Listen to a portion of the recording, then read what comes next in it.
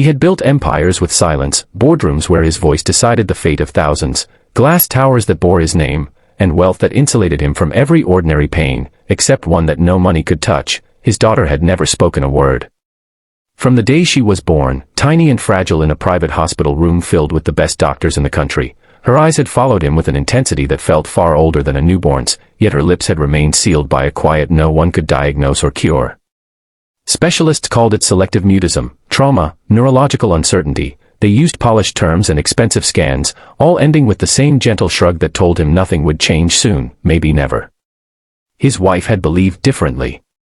She used to kneel by the child's bed every night, whispering lullabies, telling stories, promising the world would hear their daughter's voice one day.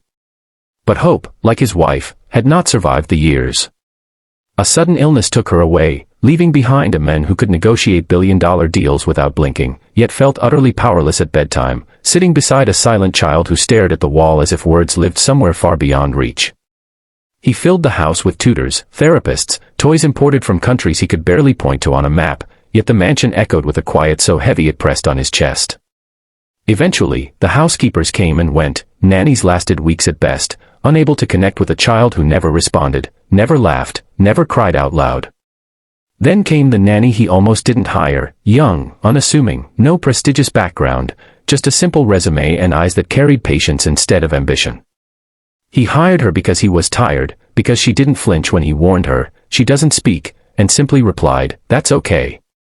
We'll listen anyway." Days passed with no visible change. The child followed her like a shadow, silent as ever, while the millionaire watched through security cameras, detached, expecting disappointment. But something subtle began to shift. The nanny didn't push, didn't ask questions the child couldn't answer. She hummed softly while cooking, sang under her breath while folding laundry, letting melodies float through the halls like warmth seeping into cold stone. One evening, delayed by a cancelled flight, the father returned home earlier than usual. As he stepped inside, the house greeted him not with silence, but with sound, a soft, fragile sound that stopped him cold in the doorway. Music. A lullaby. His heart pounded as he followed it down the hall, every step feeling unreal. From behind the partially closed nursery door, he saw them, the nanny sitting on the floor, eyes closed, singing gently, and his daughter across from her, clutching a stuffed animal, her lips moving. At first, he thought grief had finally broken him, that he was imagining it. Then he heard it clearly, a thin, trembling voice, imperfect and quiet, but unmistakably real, weaving itself into the melody. His daughter was singing. Tears blurred his vision as he pressed his hand against the wall, afraid to breathe, terrified the moment would shatter if he moved. The nanny hadn't forced the miracle, she had simply created a space where the child felt safe enough to let sound escape. Later that night, when the song ended and the child noticed her father standing there, she didn't retreat into silence. She looked at him, eyes wide, and whispered a single word, "Papa," and in that instant, every tower he'd built, every deal he'd closed, every victory he'd claimed meant nothing compared to that fragile sound.